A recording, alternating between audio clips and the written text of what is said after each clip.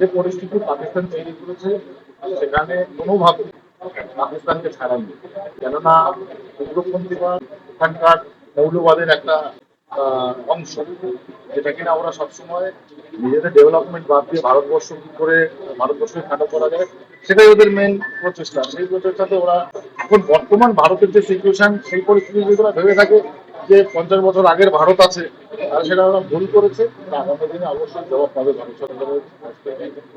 মাননীয় প্রধানমন্ত্রী যেভাবে বিষয়টাকে দেখেছেন, আগামীতে ওদের কপালে বিশেষ দুঃখ আছে একদম পরিষ্কার করে। দেখুন, একটা বিশেষ সম্প্রদায়কে উনি সবসময় সেফগার্ড দিয়ে চলে, তো সেটা যে ওনার ক্ষেত্রে দ্বিতীয়বার নেগেটিভ হবে না সেই সময় আর সেটাই উনি করছেন। বাস্তবটা তো সবাই দেখেছে যে কারা ওখানে উনি গেছে, এবং ওয়াকাতিলের পরেই ঘটনাটা ঘটেছে।